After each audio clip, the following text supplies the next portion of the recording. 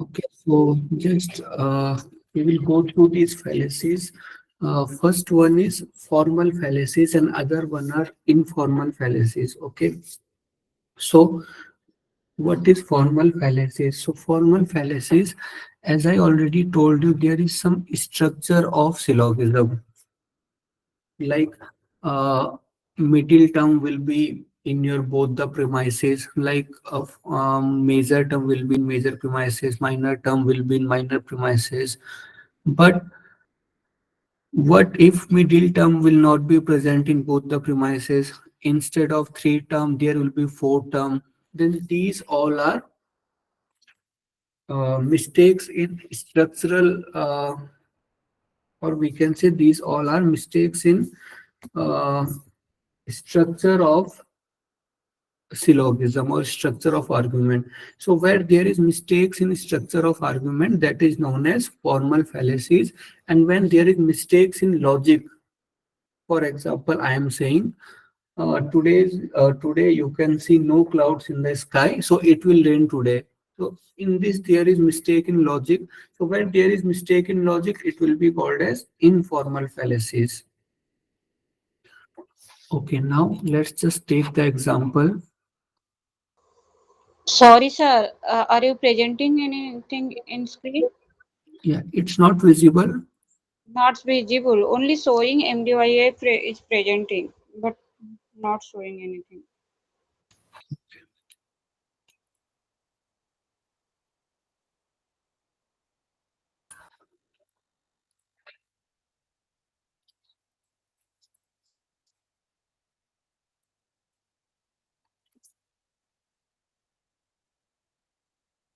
Is it visible now? Not yet, sir.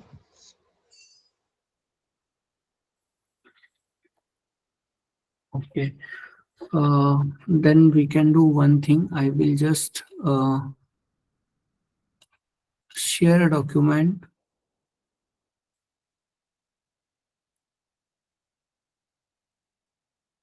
Okay, sir. You can share document. Sir, I think one more thing, Keto protocol, Montreal protocol, that slides, that PDF with not us. I did not saw means in the group. Before that, you all PDF you shared, but that protocol PDF. Yeah. Okay, okay, that I will share. I will share right now only. Okay, sir.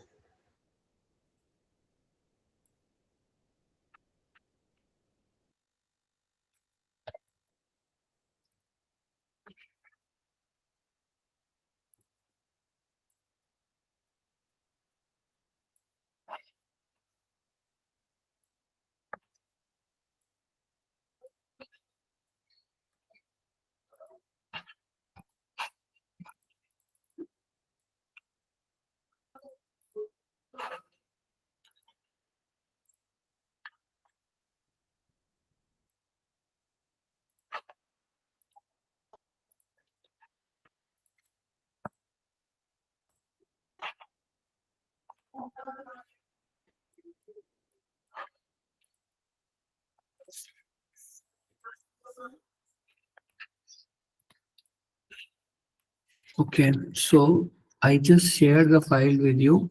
Please open the document, and in that document, just come to page number,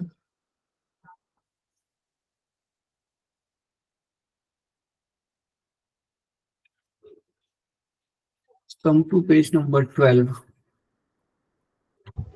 Okay, sir.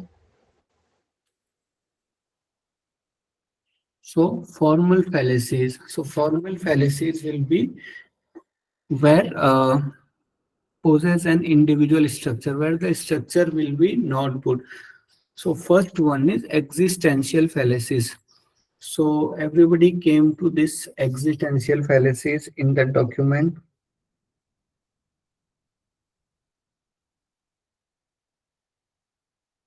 Yes, sir. Yes, sir. Okay. So existential fallacies are just come to its logical form. All x are y, all z are x, some z are y. So existential fallacies is when you have two universal premises and you are coming to a particular conclusion. So according to rule, if you have two universal premises, you cannot come to a particular conclusion.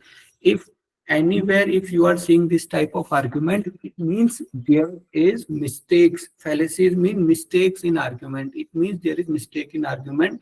This argument cannot be true. So what is the rule? First understand the rule, and then with that rule you can understand the mistake. So rule is, if there is two universal premises, your conclusions will also be a universal statement. If that rule will be broken, it will be existential fallacies, means existential mistake. So it is two universal premises. If are coming to a particular conclusion, it will be called as existential fallacies. Understood? Yes, sir. Yes, sir. Okay, now just come to fallacy of undistributed middle. Yes, sir. Screen is not sharing, no, sir. I Yeah, don't. actually, there is some technical issue, so I just shared the PDF in the group. So Okay, it is okay. number 13. I will open there.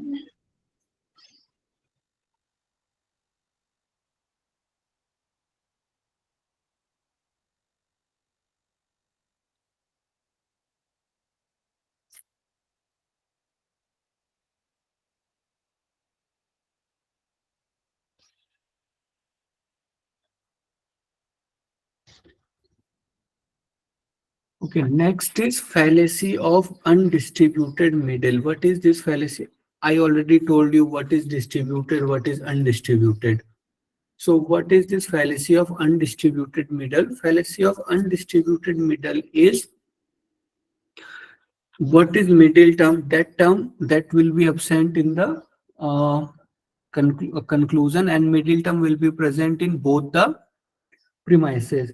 So middle, the first I will talk about rule. You can write the rule. Middle term must be distributed in one of the premises. But if middle term is not distributed in both the premises, then it will be called as fallacy of undistributed middle, or maldistributed middle, or undistributed middle term. Now see, all A are C. In this A is distributed or undistributed?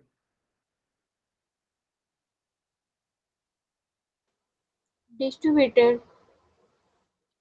I am just logical form I am talking about. And this C is distributed or undistributed? C is distributed. C is undistributed. Non-distributed, sir. On that day, I explained you, like if this type, in this universal positive statement, subject will be distributed and predicate will be undistributed, because we are not talking about all C's. So just keep one thing in mind, the middle term should be distributed in at least one of the premises. So what is the middle term here? Sir, C. Yeah, C is the middle term. So it is not distributed in first premises as well as it is not distributed in second premises. So it will be called as undistributed middle. Okay. So for this, it is very important to understand what is distribution, what is undistribution, and that day we like I tried to Sir, once explain explain, sir, that one distributed and undistributed. distributed and undistributed. Okay.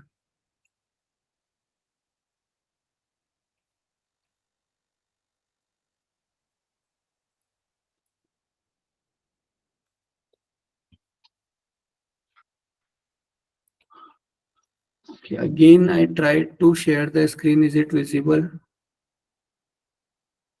Yes, sir.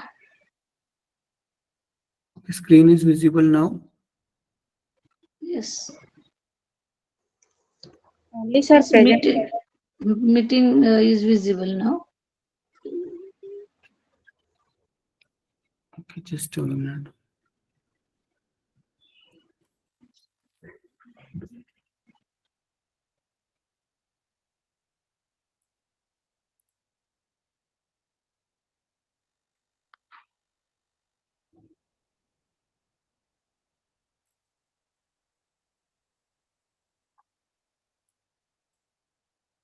Okay, this whiteboard is visible.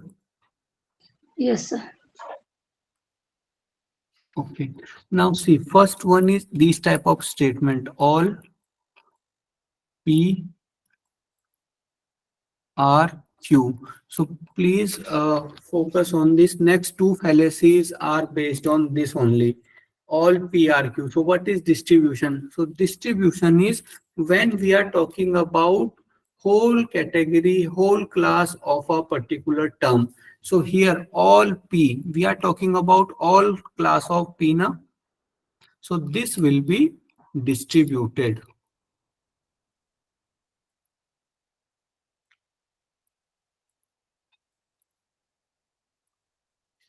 So you understood distribution. When we are talking about whole class of a term, it will be called as distribution. And if we are not talking about whole class of any term, it will be called as undistributed. Now see, all PRQ, in this P is distributed. Now what about Q? Are we talking about whole class of Q? No, sir. Why not? We are talking about the P only, no? Here. We are talking about whole class of P that P. are Q, but Q will also contain something else other than P. For example, all men are living organism. So we are talking about whole category of men. So are we talking about whole category of living organisms? No, No. sir. Only Living about me. organisms contain other organism than man. So in this type of statement, your subject is distributed and predicate is undistributed. Now let's come to another statement. No men are living organism. Now see, are we talking about whole class of men? No. Just think again. We are No saying men. no men Okay. are living organism. So it's for all men. Na? Well, yes. It is also distributed because we are talking about whole class. Just don't it doesn't matter whether we are talking positively or negatively. We are talking about whole class of men, like no men are living organism. Are we talking about whole class of living organism? No. No. Just think again. Are we not talking about whole class of not living organism? Like in all living organism, there is no man. We are talking about whole living thing, no, sir? Whole living organism here. Yeah, we are talking about whole living organism. Just think again. I'm repeating this again and again. This you understood. Like no man. We are not. We are talking about whole men. Like out of whole the class of men, no one is living organism. But are not we also talking about whole class of living organism? Like out of all the living organism, nobody is a man. Isn't this statement mean so? Yes. Just think with a different perspective. Don't just follow this line. No men are living organism. This statement also mean like uh, out of all living organism, there is no mean. So we are talking about all living organism. So in this type of statement where there will be no, both the term will be this. Distributed. This you understood. Now third type of statement, some.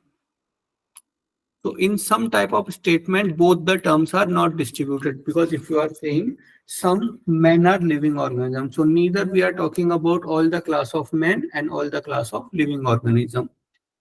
Understood?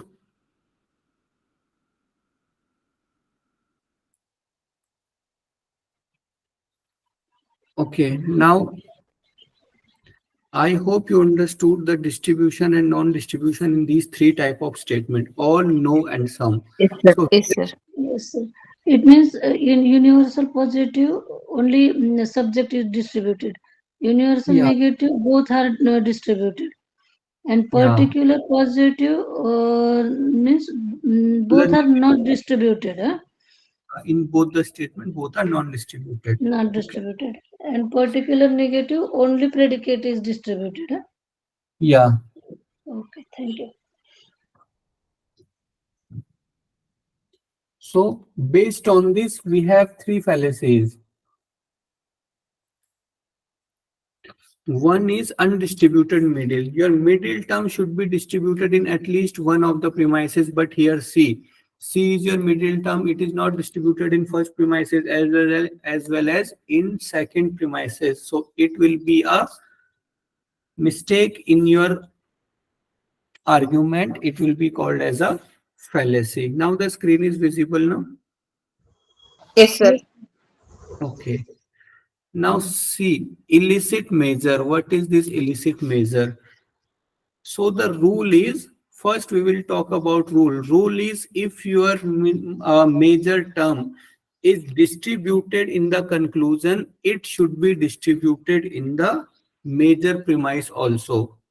Again, if your major term is distributed in conclusion, if it is not distributed in conclusion, then there is no need of it to be undistributed in premises. But if it is distributed in conclusion, it should be distributed in major premises. But if it is not happening, it is distributed in conclusion but not in the major premises, it will be called as a mistake, and the name of that mistake is illicit measure.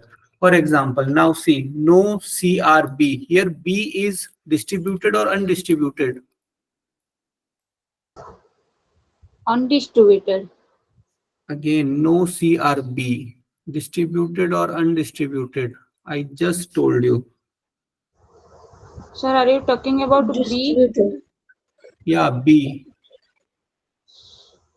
So, distributed, no? B are not C, no? Distributed. So, Again, I am repeating, in universal negative statement, both the term will be distributed. If you didn't understand the explanation, just remember this. In universal statement, both the term will be distributed. Universal negative statement. Okay.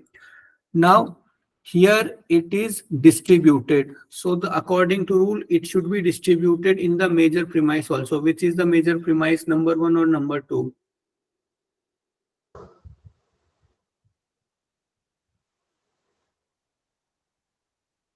Sir, Yeah, number 2, I think. number 2. Okay. I think you just forgot the previous classes. I told you this is your, which is your major term? Major term is second one. Means if we consider therefore no C or B, your major term is B. B. Then which will be your major premises? Okay, sir. Now I got it. First one is First major, one is your major premises. So in your major premises, is this major term is distributed or not distributed? not distributed. Not distributed. So see, in conclusion, major term is distributed, and in premises, major premises, it is not distributed. So it will be a fallacy. Understood? Yes, sir. Okay. Similarly, illicit major. What is this illicit major, illicit minor? If your minor term is distributed in the conclusion and not distributed in the premises, it will be called as illicit minor. Now see, out of these two, which is the minor term? C. C is the See, command. So which is the minor premise? Second one. Second one is Yes. the minor premise. Now C is distributed or undistributed in this? Here distributed. In conclusion, it's distributed, Yeah, and in premise, it's not Not distributed. distributed. very good. So this will be illicit minor. So these are very easy. Once you understand the difference in distribution and non-distribution, people are just confused in this distribution and undistribution. But make it clear, and these fallacies are very easy.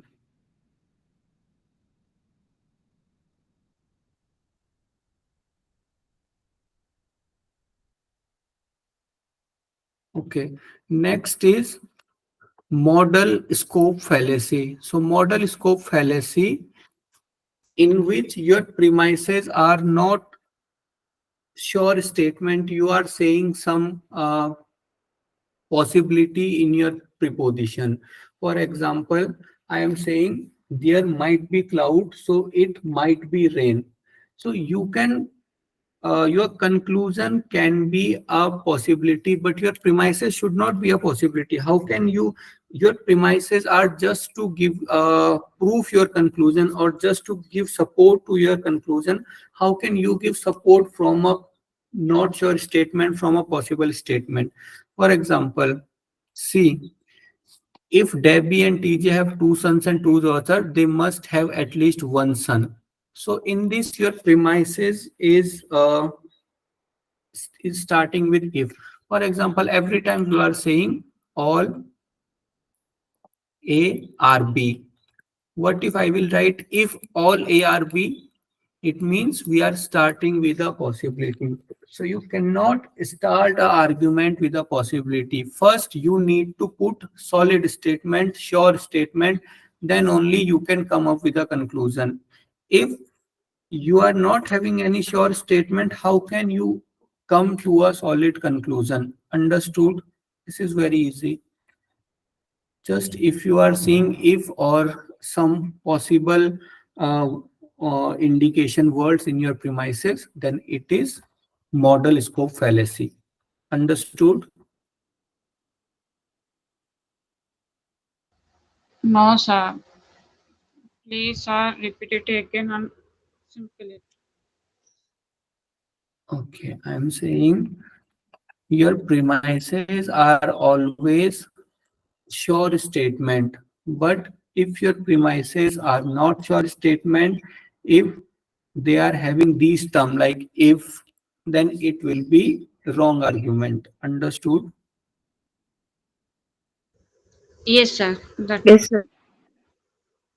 Okay. Next is fallacy of exclusive premises. Now please don't be confused in these next two fallacies. Fallacy of exclusive premises. What is this fallacy of exclusive premises? First, I will just mention the rule. Uh, there cannot be two negative premises in an argument. Never two negative premises can be there in the argument. So if a argument have two negative premises, it means it is not a valid argument, it is not a correct argument, a mistake is there, and that mistake is known as fallacy of exclusive premises. See, no X or Y, this is also a negative statement. Some Y are not Z, this is also a negative statement.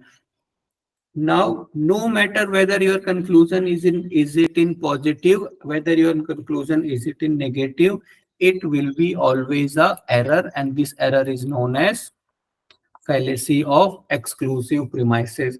Now see, affirmative conclusion from a negative premises. Now I will just explain the next fallacy on the basis of this fallacy. This fallacy you understood? yes, sir. Can you repeat?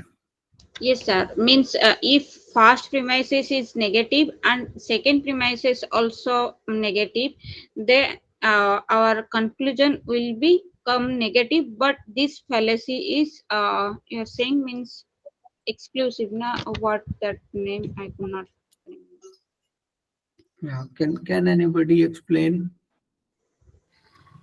Sir, if first premise is negative and second premise also negative, then there is no need of conclusion. Then we can come to know fallacy of exclusive premises.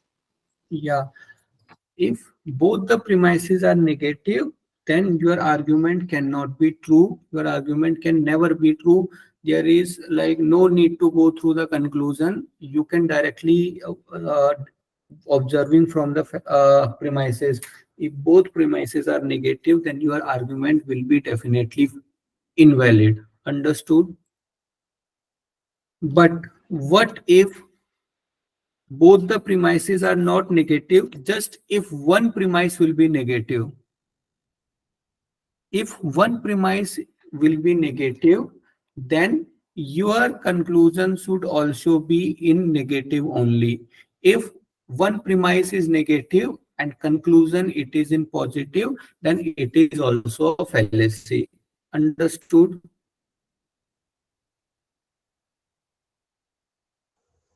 Sir, your voice is breaking. That last line I could not get it. Okay, okay. Now is it clear? Yes, sir. Now it's clear. Okay, now see. Two premises are there. If two premises both are negative, then it will be always a invalid argument. If two premises, one is negative and one is positive, then just see the conclusion. If the conclusion is positive, then it means it is an invalid argument. Understood? Yes, sir. Okay. So if both the premises are negative, then the argument is invalid. And if one premise is negative and conclusion is positive, it means the argument is also Invalid. invalid. Okay.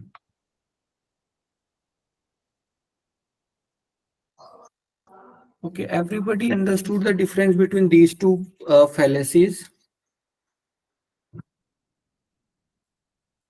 Yes, sir. Okay.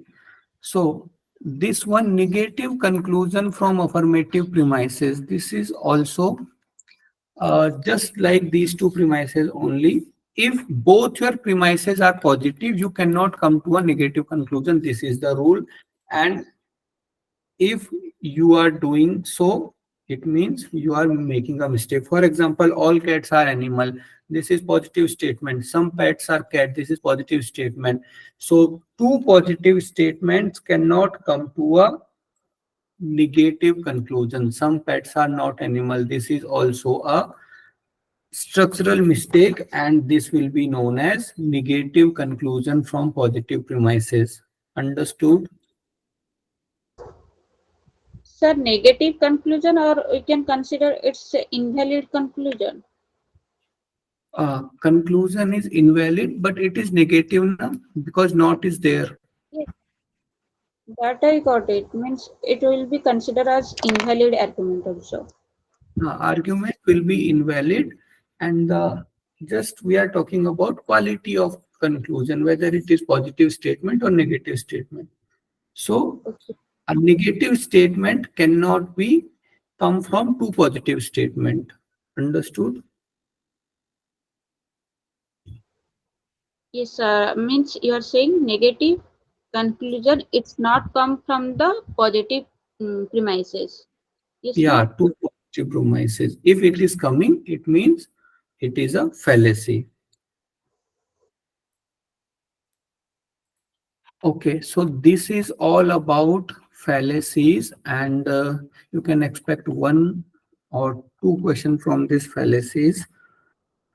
I hope you understood all these fallacies. It will just take your half an hour to revise all these. So please revise. I know tomorrow is your exam. Still, you can just give half an hour to finish all these. Informal fallacies is very easy. This is argument. What is informal fallacies? So informal fallacies are those fallacies which we are doing, which we are making in giving a false logic. For example,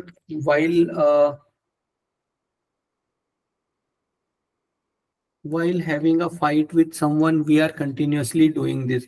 For example, it's generally happens while we have fight, uh, giving false logic. For example, if someone is coming late and you are pointing him like you are late today, so he will say you also were late on that day.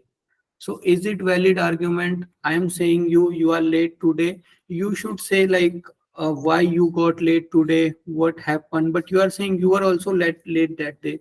So is it relatable? Like I was late that day. It doesn't mean you got a license to be late today. So these all are logical mistakes we are making. For example, if uh, okay, just we will cover these fallacies, and with these fallacies, we'll cover the example. This you understood, these all fallacies are based on logic, not on structure. First one is ad hominem fallacy. What is this ad hominem fallacy? Ad hominem fallacy is, for example, this is person A and this is person B. So A is putting a argument and that argument is some argument.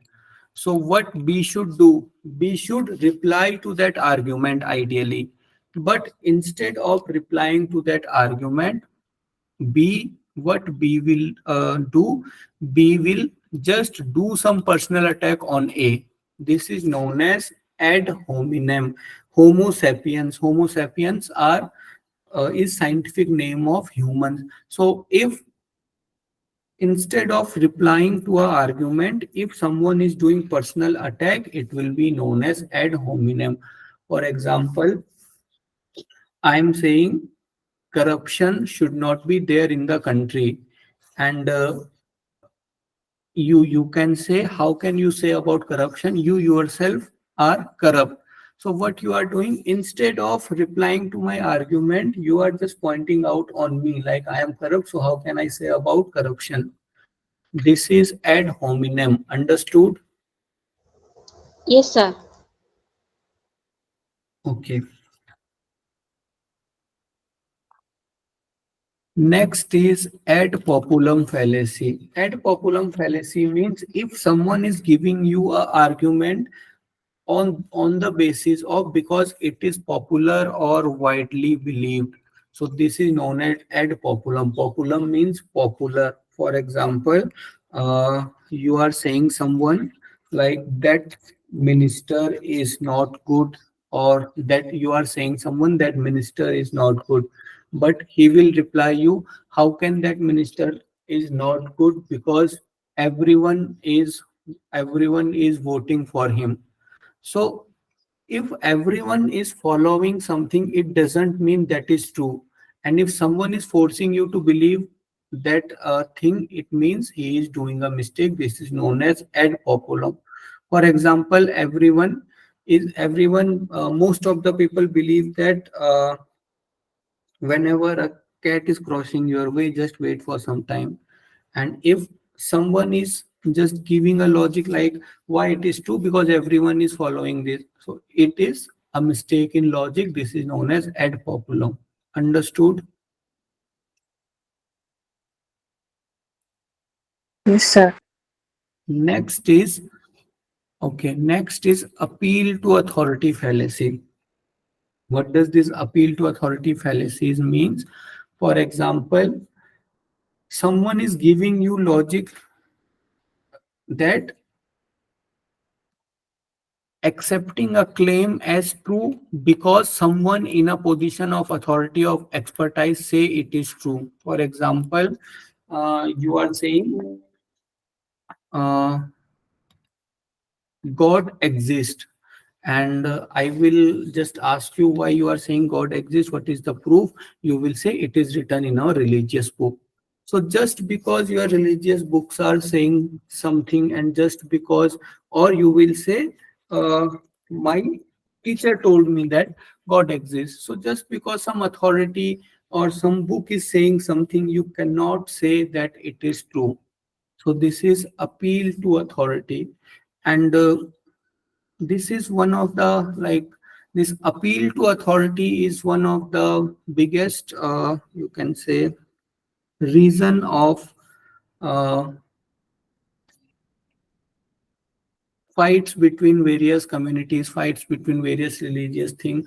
And it's a very good thing, like, as we are studying yoga, we are studying Hinduism. In Hinduism, we don't have any particular book in which, like, you are believing blindly. If you are not satisfied with Patanjali Yoga Sutra, you can just go with Hatha Yoga. If you are not comfortable with Hatha Yoga, you can go to Puranas. 108 Puranas are there. If you are not finding them good, just go to Smritis. 18 Smritis are there.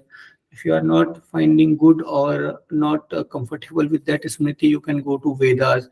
In Vedas also, 108 Upanishads are there.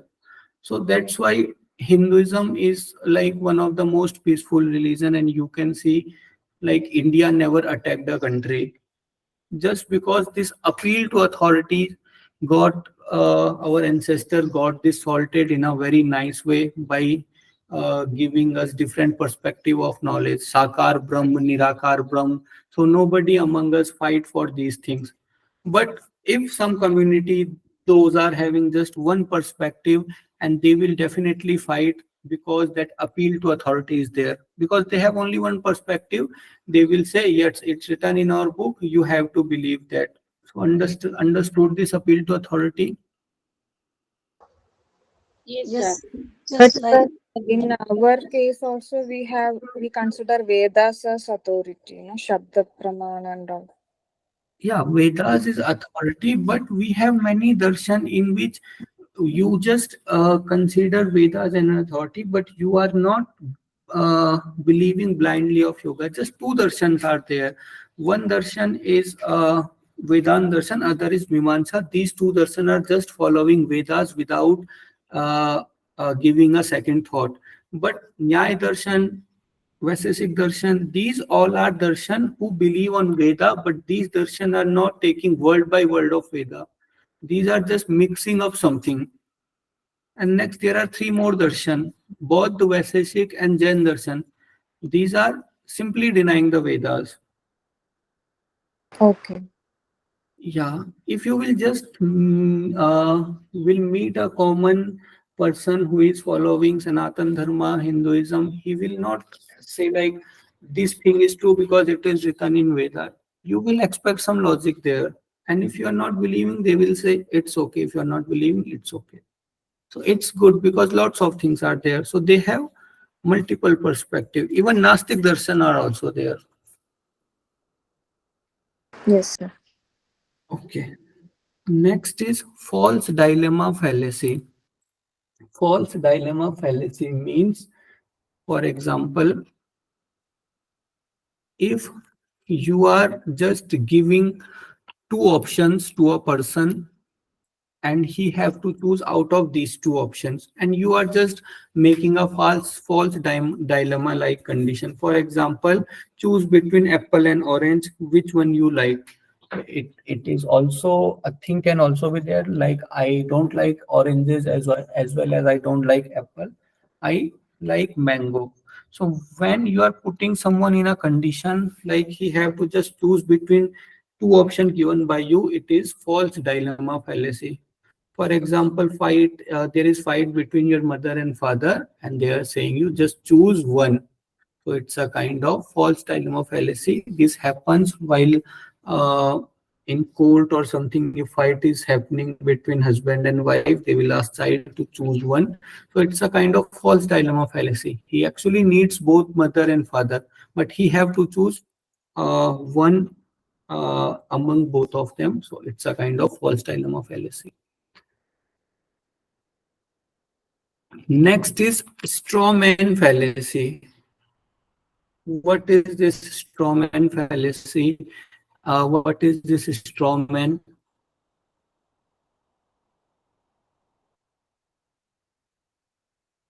You know about this straw man.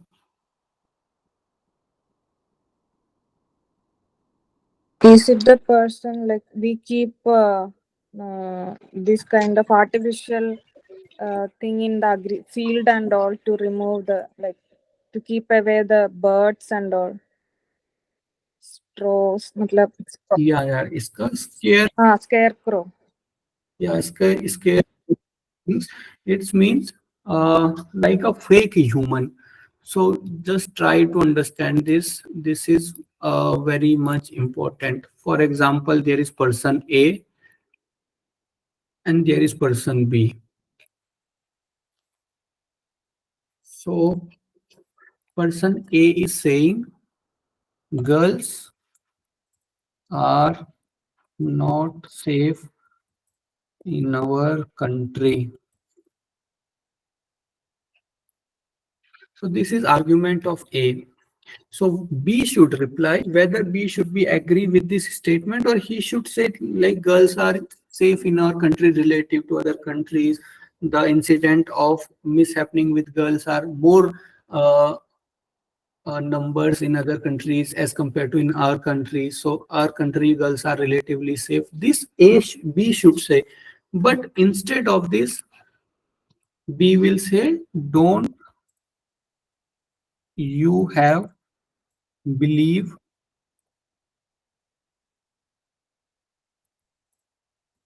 in our police? They are doing hard work. So argument of A was like girls are not safe in our country. B just uh, dissolved that argument that you don't have believe in our police and they are doing hard work, still you don't have believe in our police. So argument was different. What B did, B just changed the perspective of that argument to make that argument very weak. This is known as straw man fallacies. Understood?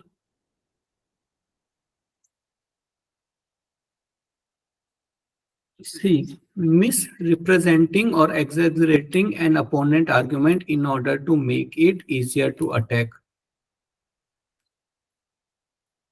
Understood this strawman fallacies? Okay, sir. Means B is here creating situation Sir, means more fearful. Yeah, B is just defaulting the argument of A and then uh, replying to Sir, that give defaulted one more argument. example. Okay, one more example.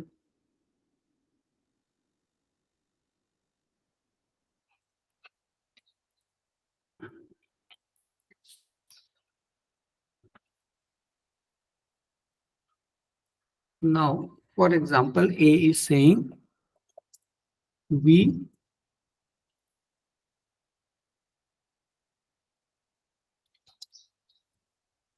should use public transport.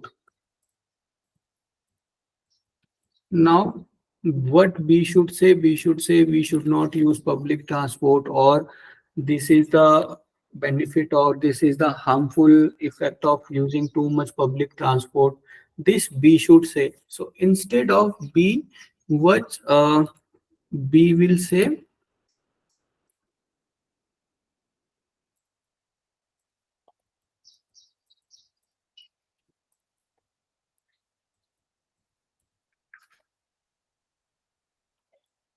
You are trying to save your money, like you are trying to save your money and you don't want to buy a car, so you are saying to use public transport.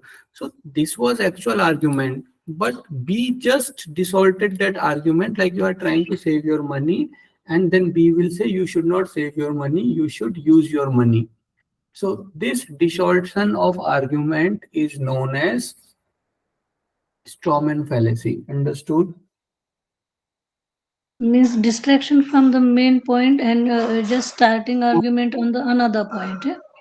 Okay. It's not actually distraction. This is a good point you raised. This is not creating a distraction. It is like the point of discussion would be same, but the argument will be distorted.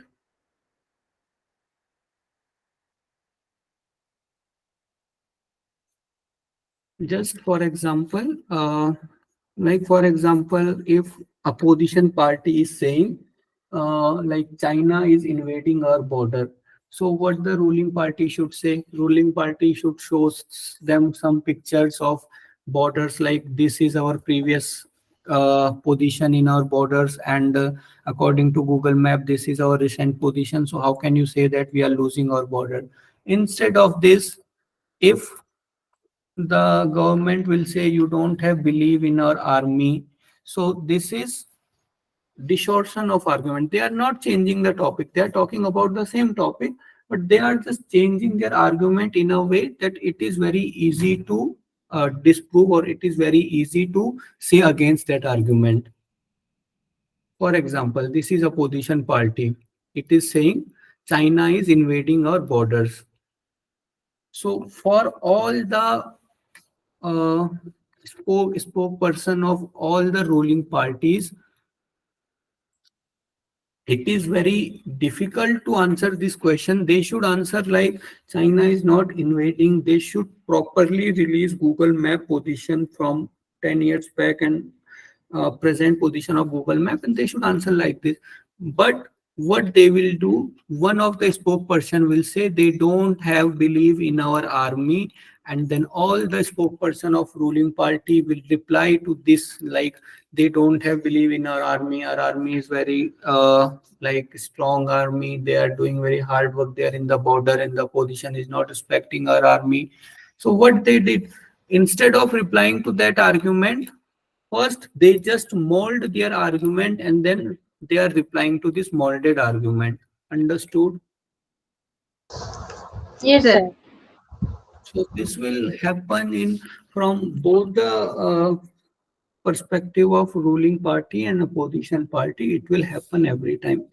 Next is circular reasoning fallacy. Circular reasoning fallacies means you will say Bible is true because God, Bible is true because it is word of God, and we know it's the word of God because Bible says so. For example, if you will ask any person, like just not Bible, any religious thing,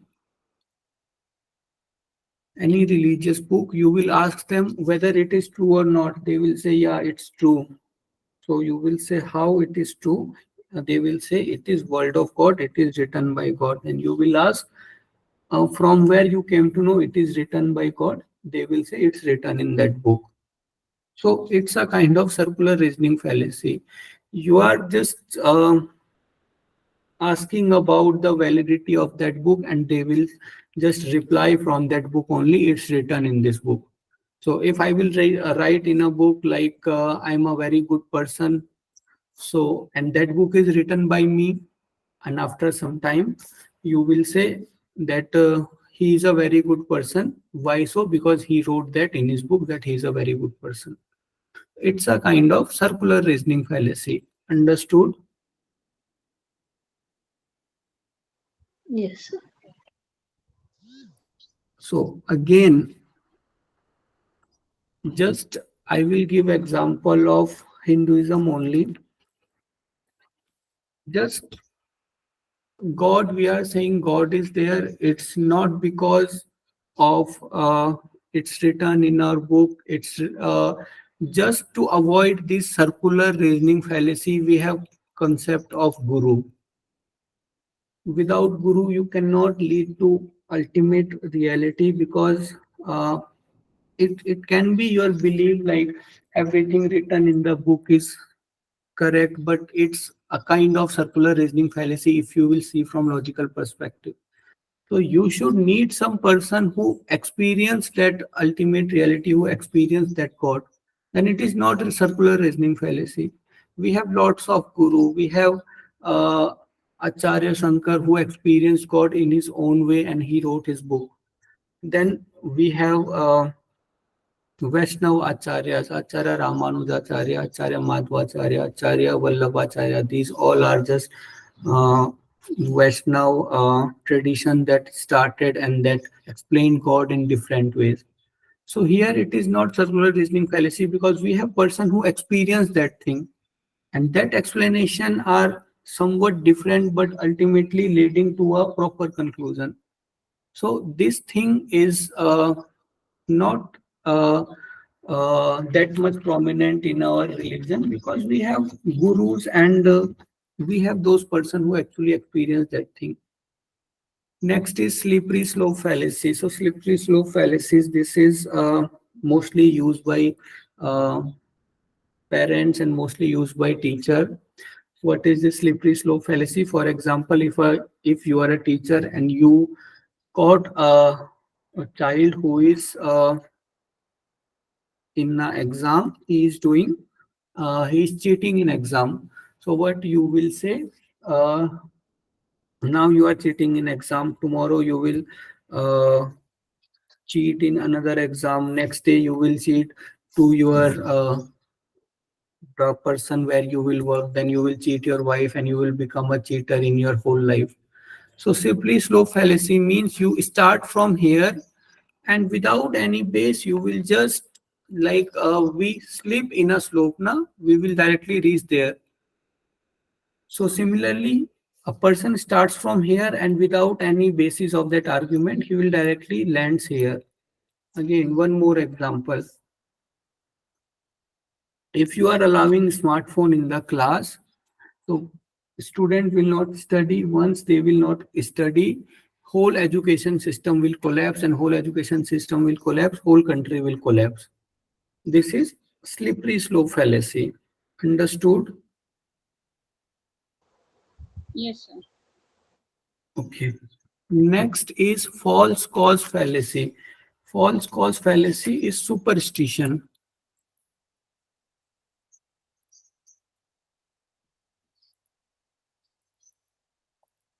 What is superstition? For example, uh, this false cause fallacy is just example of superstition or the belief. For example, first day you were wearing a red dress and that day you scored good in exam. After 10th day you wore that red dress again and you scored good in exam. Again next day you were not wearing that day that red dress and that day you didn't score well in exam. So you came to a conclusion, whenever I am wearing this red dress I am scoring good. So it's a kind of false cause. Your red dress is not cause of marks you are getting in exam. So it's a kind of false cause fallacy. You can apply this in every superstition. Next, one of the most important fallacy, red hearing fallacy.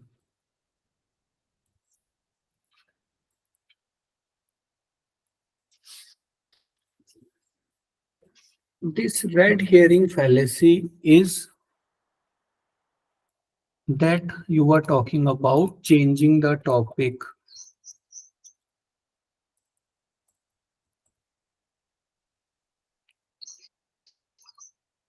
in which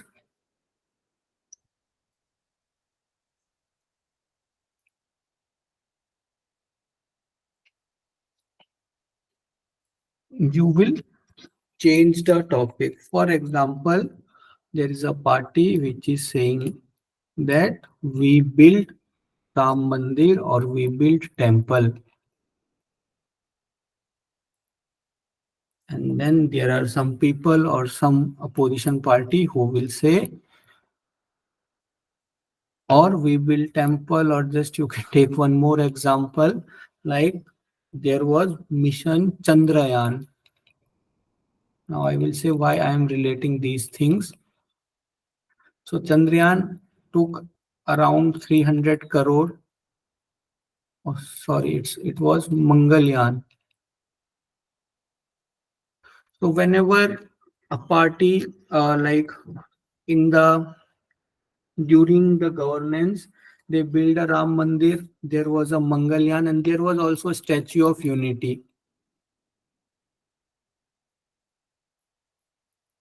So they will say we built Ram Mandir, we built Statue of Unity, and we invested for science and technology, and we motivated this Mangalyaan mission. So there were some people who will say there are lots of poor people. Still you are wasting money in temple, still you are wasting money in Mangalyaan. There are lots of unemployed people and you are focusing on that. So what they are doing, they should say you should not build temple. This is the harmful effect of building temple. You should not build Statue of Unity. You should not invest things in Mangalyaan. But they will always just came to a conclusion. There are lots of poor people. Instead of thinking about them, you are doing these things. So poor people are there, or hospitals are there, colleges are there. These all are important things, but culture is also important part. Science and technology also important part, and this Statue of Unity is also some important part, because you are just representing heroes of your nation. So it doesn't means like you need to change the topic to a you need to every time, you don't need to change the topic. Similarly, opposition party will ask, there are more employment, there is more unemployment. So the ruling party, they should ethically, or they should ideally present the data like this is the position of unemployment. What they will say, they will say in your 17 years you did so you should not ask us. So they were just changing the topic from unemployment to the 70 years of Congress government. So these all are example of red herring fallacy, changing the topic fallacy. Understood? Yes, sir. Yes, sir. Okay, so this is all about logical reasoning. We'll stop here. Some topics are still remaining, but I don't think it's good to cover those topics, because the topic are also not that much important and tomorrow is your exam. So it's better you should revise all these things. Yes, any doubt? Sir, how many marks are covering this fallacies, sir? Fallacy 1-2 question and 1-2 question from the structure of classical opposition. So 3-4 question you can expect what we have covered till today in logical reasoning. Okay, sir. Okay, so one more thing, yeah. But we need to practice more, sir. Actually, I'm forgetting the rules if I'm not practicing. And so one time, two times, it's not enough. We need to practice. Yeah, actually tomorrow is exam. So what you can do, I share the PDF, just go through that PDF in next 1 or 2 hours and you will be good to go. It's like in logical reasoning, you don't need that much practice. Just remember the rules and question will be not that much tough from logical reasoning. Okay, sir. Sir, Okay, so now, remaining feed, yeah, remaining PDF of environment, that protocol PDF, please share this. yeah. Okay, that I just share after the class. And one more thing I just want to discuss with you all regarding the exam. I don't know whether it is your first attempt or you are attempting the exam second or third time. Please don't take too much stress, because one thing you should always keep in your mind, you all are student of yoga, and if we will talk about this world, Lord Krishna in Bhagavad Gita, he just explained this world as a Shaswatam. A Shaswatam means it's not permanent and it's not definite. It's will not like that. It's not definite. You cannot predict something here. So don't go with a mentality. Don't force yourself like I have to do this. I have to do this. It's not logical.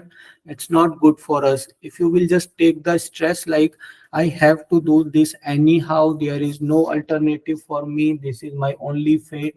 This and that is my only fate. Don't do such type of thing. Just keep a hope in your mind like I can do this. It will be very good if I will clear this, but just don't make compulsion for yourself. It will not work, and because of that compulsion, you will be in stress, and huge probability is there such people cannot perform with their full strength. Just keep a good hope in your mind, but don't compel yourself with these type of thing. I have seen many students who will say, if this will not happen, then what will I do? A human can survive in any circumstances if he will just uh, stop to uh, take stress of future. He can survive in any circumstances. People survive who don't have hands, who don't have legs, they survive very nicely. So how can a person not qualifying a exam, he will have some problem? How can it be true? So just give with a fresh mind, with free mind, and just have a good hope in your mind. Other thing, tomorrow is last, today's tomorrow is your exam. So UGC NET exam takes very much mind. It's not like the exam you are giving in MDYA. In MDYA, the question are not that much difficult. The question are not that much difficult. Question are there, but question are not that much long. In UGC NET exam, you will see questions are in four lines, five lines. So you need a fresh mind to read that question. You need a fresh mind to apply your brain in that question. And if you will be reading tomorrow from morning up to your exam, your mind will be exhausted and you cannot then attempt question of paper one in the exam. So just for the greed of 2-3 questions, don't study tomorrow. Just keep your mind fresh so that you can use your mind, you can use your brain in the exam freshly. Because our brain also have a limit. If you will just study for 3-4 hours, then your brain is not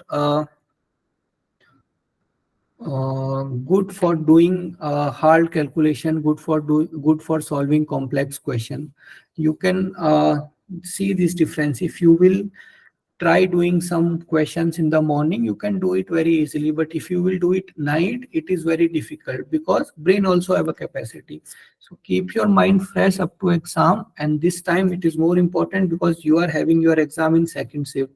So please just don't start studying from morning up to 12 or 1 p.m. like by thinking of utilizing time. Just study tonight.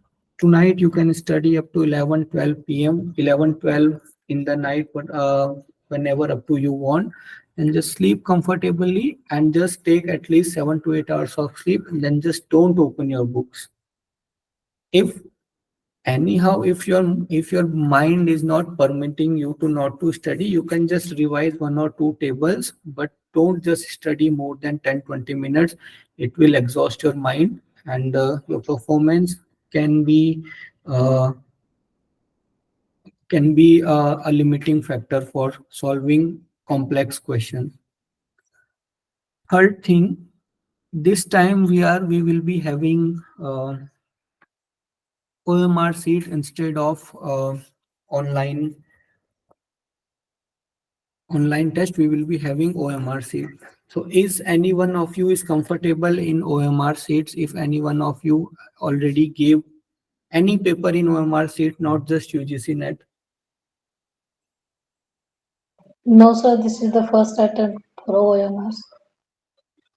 Okay, so OMR sheet, you will see many people will criticize this decision, but in my perspective, it's actually a good thing. 2-3 things you need to keep in mind.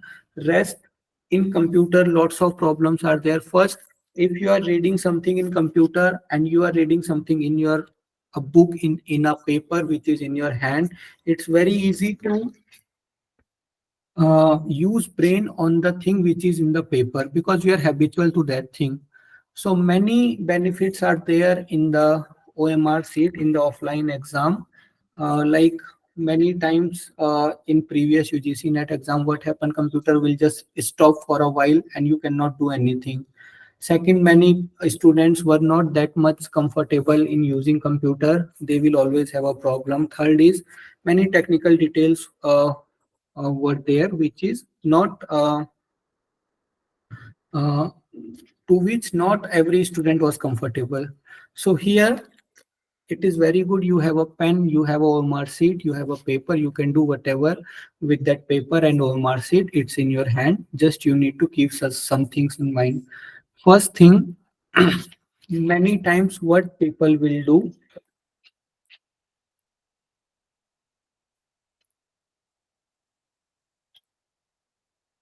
okay, just a minute.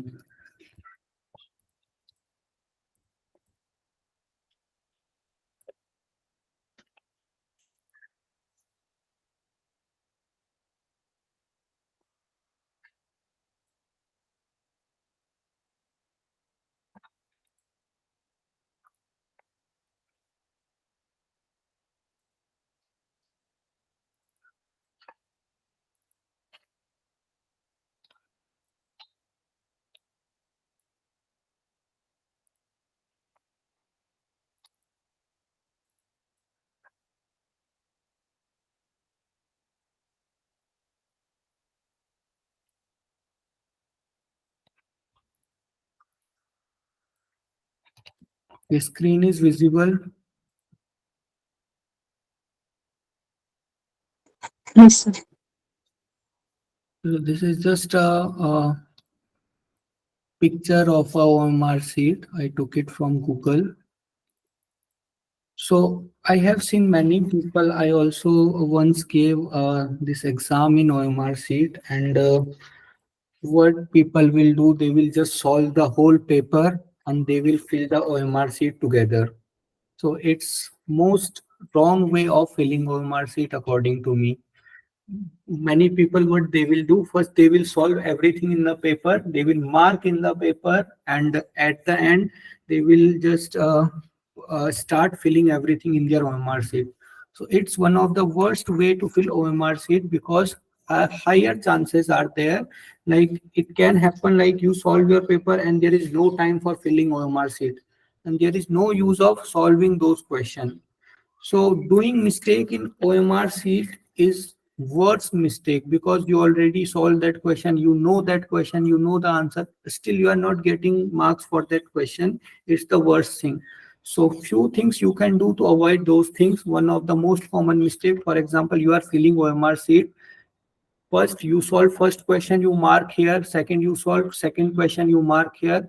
Third question, you by chance skipped in your paper and you directly came to fourth question, and answer of fourth question you are marking now in third question in OMR sheet. Now you are continuously doing this. Now you are reading fifth question and answer you are marking for fourth question. You are solving sixth question, answer you are marking for fifth question, because you skipped one question in paper and you directly jump to another question. So what will happen with this? All the question will be mismatched and all the option will be false for whole the question. You understood this? Yes, sir. We understood. So But what sir, I'm trying to say, the solution for this, every time you are filling something in OMR sheet, first make sure like this is question number 5 written in front of that question, and here also it is written question number 5. Again, it's written question number 7 in paper. Here also it is written question number 7. Just check once. It will not take more than your 5 or 7 minutes in whole paper by just cross checking, but it will like prevent you from doing a very big mistake. One more thing, what is the ideal way to fill OMR sheet? So one way is like after every question you can fill, or you will just after every question you will just confirm this is first question, then you will fill this second question, then you will fill. Or one of the best way to save time and to fill OMR sheet correctly, just after every 10th question just fill the OMR sheet. This is one of the way that is many experts they say so to fill OMR sheet. Some benefits of this are, first, you have to only fill 10 questions, so there is no chances of doing a error, and even if you are doing a error it will not post after 10th question.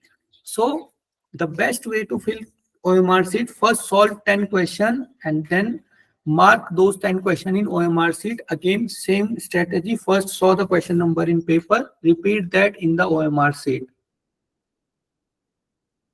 do for 10th question, and then again solve next 10 question. And in this, one thing is that after doing 10 question, when you are filling OMR sheet, your brain is now relaxing. So after 10 question, you will just get that window of 1-2 minutes in which you are also filling OMR sheet, and in the same time your brain is getting relaxation because you are not solving something. So this is a good way to just solve the whole paper. First do 10 question, mark them in OMR sheet, and then again do next 10 question. It's ideal way according to me. Next, one more thing. If you have doubt, this is one of the most important thing, and it happened with 1 or 2 of my friends.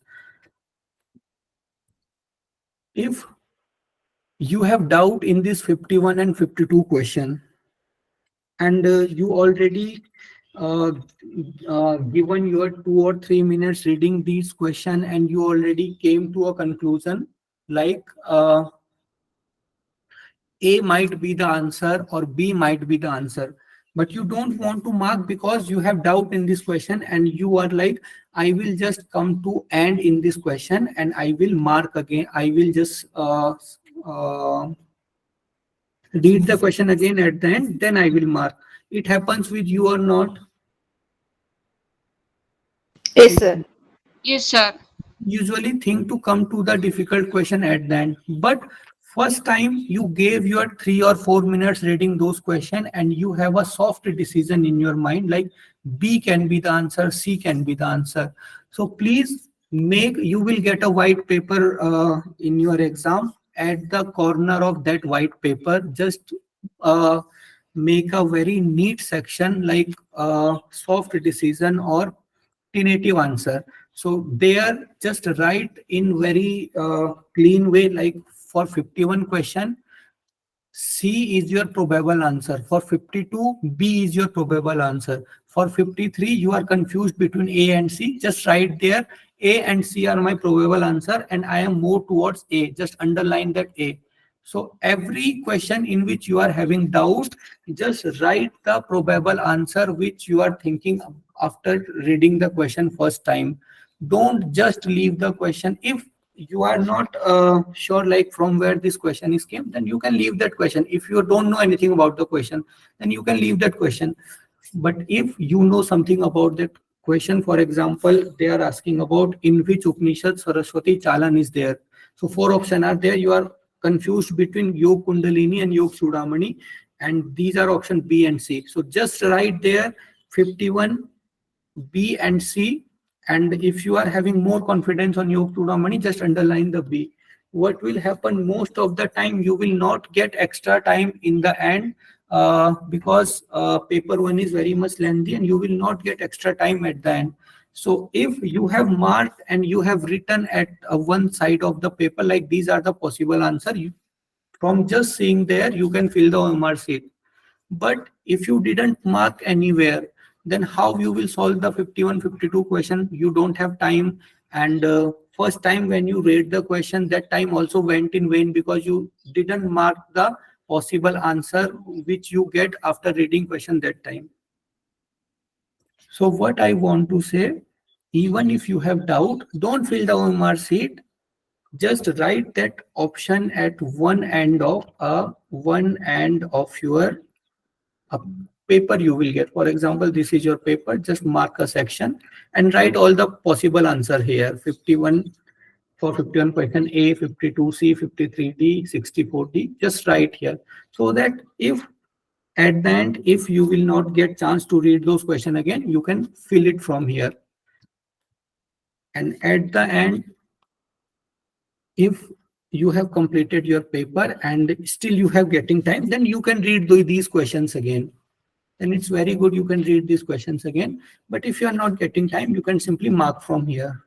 One more thing, don't leave any question unattended. In the last 5 minutes, leave everything. Even if you know the answer of some question, leave everything. Just try to make circles on every question, because high possibility is there. You can, if more than 10 question is remaining, anyway, there will be 3 or 4 right guess for you. So please don't leave any question unattended. There is no negative marking. Try to make use of every question. Even if you don't know, mark something. Okay. So this is all about filling. Black pen or a blue pen, sir? Anyone? Okay, that we don't know. We don't know whether black pen or blue pen. We don't know whether they will give the question paper back or us. This we don't know because this is happening first time in UGC NET after so much time. So that we don't know. So you just be ready with one blue pen, one black pen, and you can take this with you with examination center. In many papers, they don't even allow pen inside the examination center. They gave pen by themselves there. So you should take one blue pen, two blue pen, and two black pen with you in examination center in case of emergency. And if they will say like fill it by black pen, just fill it by black. And if they are saying with blue, just fill it by blue. So one more thing, the best way to solve this yoga net exam according to me is first go through paper 2. Paper 1 is very complex paper, and if you will start with DI, in your DI, if you will give 10-15 minutes, so in those 10-15 minutes you can do 20-25 question of paper 2. So you should start with paper 2. This is according to me. You should start with paper 2 in your first 1 hour 20 minutes, 1 hour 15 minutes, and maximum 1 hour 30 minutes. Again, I'm repeating, in 1 hour 30 minutes, first 1.5 hour, try to solve the paper 2 completely. And that too, these things should be marked in your OMR sheet. I'm not saying you just ticked in your paper and you didn't fill OMR sheet. I'm saying in first half an hour, target to complete the paper 2 and target to solve. Also mark those questions in paper OMR sheet. As I told you, after every 10th question, you can mark in OMR sheet. After 1.5 hour, try to complete your paper 2 with marking in OMR sheet. So next, you have 1.5 hour for paper 1. So it's very important to finish paper 2 in first half an hour, and it's not very difficult. You can finish it. Just be little fast, but also don't be very superficial. Read every question with depth and be little fast. Again, for paper 1, don't start with DI. Leave the 5 question, start with 6 question, and try to solve the remaining question. In the last 20 minutes, 15 minutes, whatever time you are getting, then come to DI, because DI take very much time. So if you in the last, if time was not sufficient, time is not sufficient, and some question you have to leave, it's good to leave those DI question. It's good to leave 2 DI question, then leaving 5 or 6 other question, because same time it will take. So do the DI section at the end. First paper 2, then remaining question of paper 1, then DI section. One more thing, there will be 15 question from comprehension. 10 question will be in paper 2. There will be some paragraph, and on the basis of that paragraph, they will ask you 10 question in paper 2, in yoga paper. And there will be 1 paragraph in paper 1 also, and they will ask 5 questions from that paragraph. Be very honest with that comprehension. Don't be very don't take granted those comprehension question. Please be very caution while solving those comprehension, because it will directly give you 30 marks. And these are questions in which answer is already there. You just need to study, you just need to read carefully. So be very careful while solving the comprehension part, because 15 question means 30 number, and these numbers are very much important. Okay, so this is all about my side. If you have any doubt, now you can ask.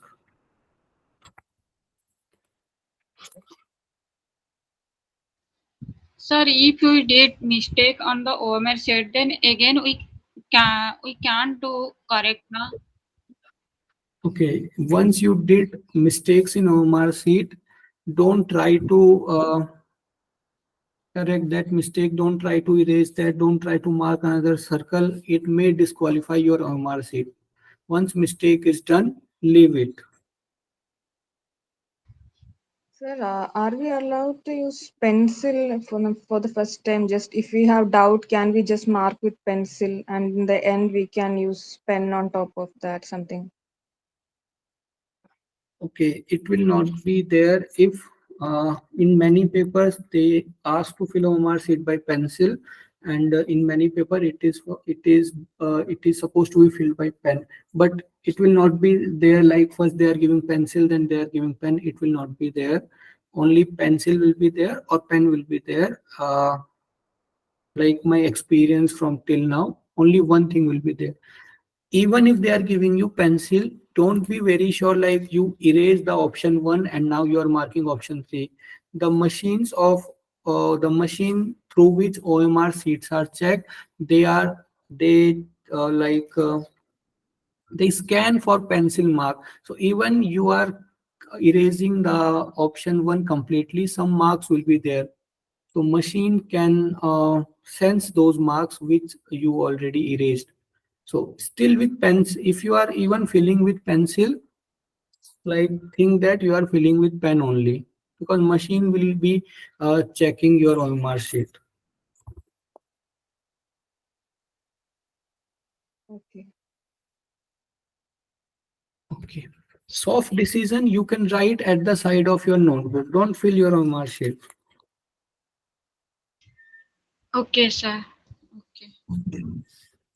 Okay, so best of luck for your exam. I hope you will do very well and you will score good marks in exam. So this is all for tomorrow. Again, best of luck for your examination. Thank you. Thank you, sir.